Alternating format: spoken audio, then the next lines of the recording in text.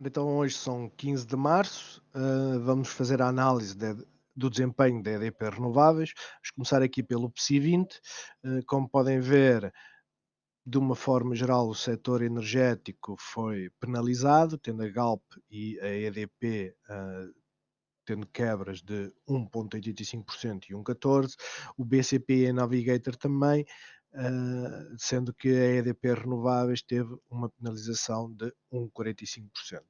Devo salientar que, no lado oposto, o CTT voltaram a ter um desempenho bastante acima da média. Nestes últimos 4 dias eles têm tido subidas respeitáveis. Não sei honestamente qual o motivo para isto. Mas pronto, o PSI 20 hoje foi basicamente as empresas que são mais estáveis. Eu não ligo nenhuma para a Nova Base, porque 7.000 e mesmo o Ramada 4.000 de movimentação num dia, isto não é porcaria nenhuma. Nem sei porque é que elas estão aqui no PSI 20, mas enfim. Vamos então verificar o setor das energias renováveis das 30 maiores.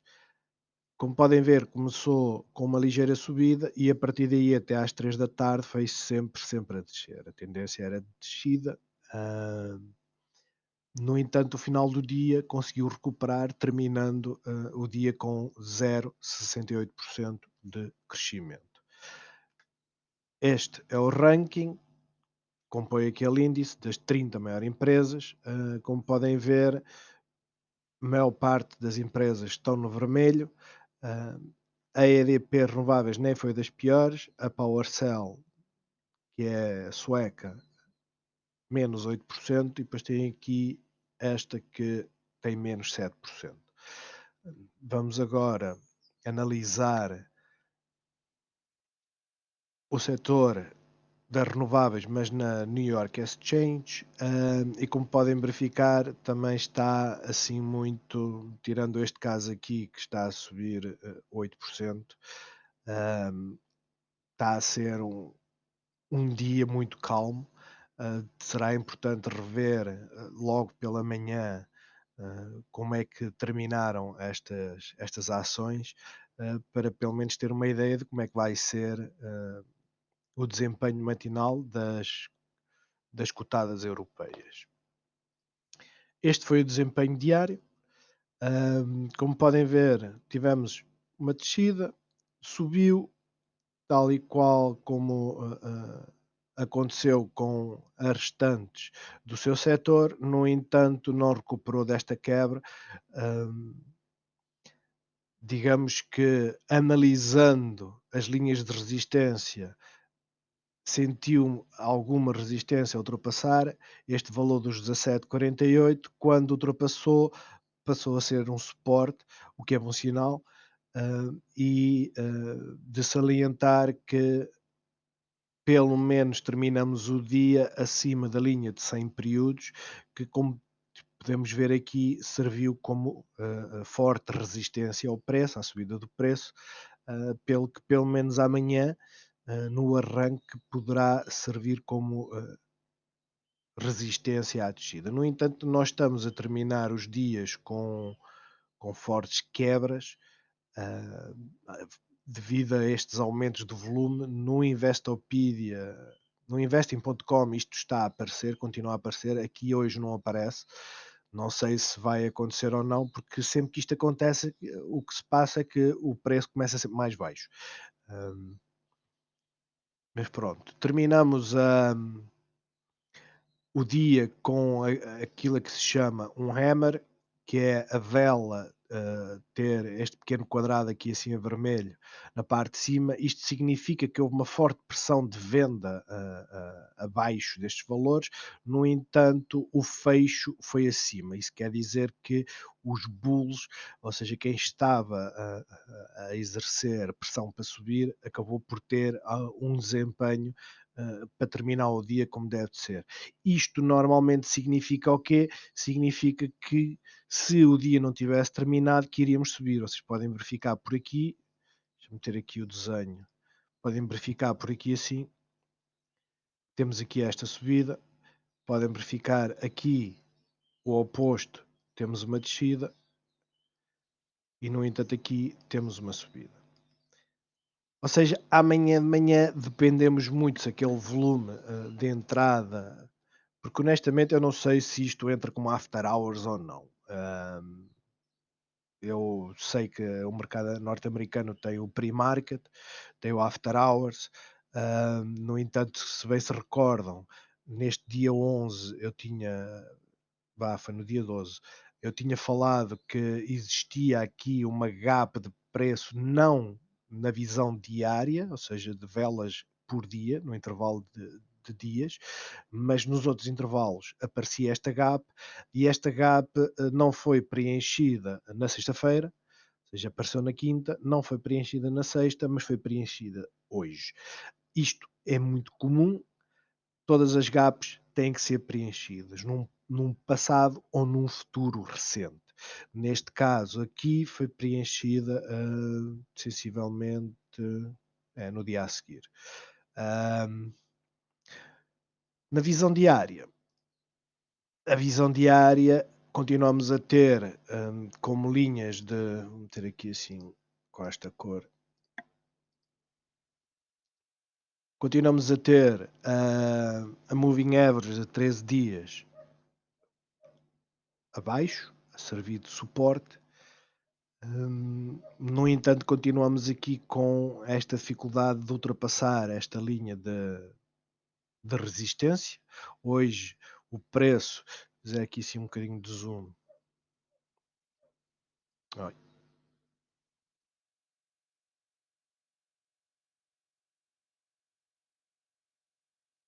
o preço ainda esteve ligeiramente acima, mas depois serviu totalmente como resistência. Mas o mesmo aconteceu aqui. Continuamos a ter uma linha forte de suporte nos 17,48. Ela foi ultrapassada, mas rapidamente foi recuperada. Pelo que amanhã, digamos que poderemos continuar nesta entoada de descida, de pequena correção. Caso contrário, se for uma correção verdadeira, poderemos estar aqui a formar um canal, ou seja, poderemos ter ao longo dos próximos dias, poderemos ter esta descida, irá com certeza ter aqui uma forte resistência e depois poderá fazer este tipo de comportamento. Ou seja, isto nas próximas 2 semanas, se vier a testar aqui esta linha de resistência, estaremos a formar aqui um canal. Hum, Se amanhã for um dia, começar a ser um dia de recuperação, o preço irá subir e irá eventualmente encontrar-se aqui com as moving averages de 50 períodos e de 100 períodos. hum, Isto está a verde. E sentir aqui uma resistência nos 19 euros. Antes disso, como é óbvio, encontrará aqui ligeiras resistências, então poderá ter este comportamento. Ahm, no entanto, o mais expectável, visto que estamos numa tendência de descida, é que esta tendência continue pelo menos até quarta-feira, que é quando o Fed irá falar ao país acerca das políticas monetárias, tal qual como o Banco Central Europeu falou na sexta-feira. No entanto, desde então não tem tido grande efeito, mas pelo menos nos Estados Unidos vai ser apresentado também hum, a cesta básica para terminar a inflação, e uma das coisas que tem sido muito mencionado é que, como são períodos de 3 meses, mas é sempre comparado com o período homólogo do ano anterior, ou seja, março de 2021 vai ser comparado com março de 2020, e como nós sabemos, a inflação decresceu bastante porque estávamos em plena pandemia. Então não sabemos quais vão ser os efeitos desses dados, porque seguramente a inflação vai ser mais alta, ou seja, aquilo que se estima é que a inflação esteja entre os 2 e os 2,5, e não sabemos que tipo de efeitos é que isso poderá ter no mercado.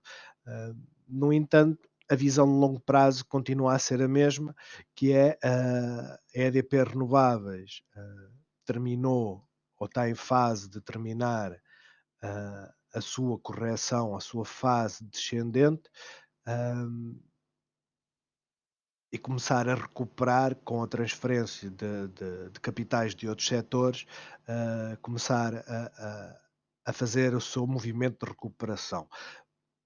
Gostaria de vos mostrar, este é o setor dos Estados Unidos, do New York Exchange, e como podem ver, os bancos estão a ter uma queda. Eles tiveram um ligeiro aumento na sexta-feira, mas estão a ter uma queda. E se isto continuar, é sinal que realmente poderá começar a haver uma ligeira mudança, uma ligeira transferência de capitais para o setor tecnológico, de utilities e o consumer cyclical, salvo erro, e healthcare, pelo que serve pelo menos de reforço de que o cenário não é assim tão negro. Eu volto-vos a dizer, a EDP Renováveis segue exatamente o mesmo comportamento de todas as outras renováveis.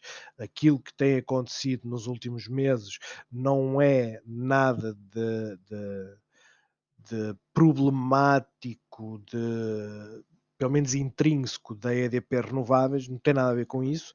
Tem a ver que são empresas de forte investimento, forte crescimento.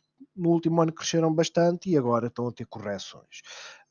Principalmente que quem basta assumir que quem adquiriu a EDP Renováveis a 15 euros, a partir do momento que a vê a 25 começa a vender, por isso é que ela não sobe mais, quando começa a ver que ela está a descer, começam a vender também. Então, ou seja, começam a fazer a tirar lucros.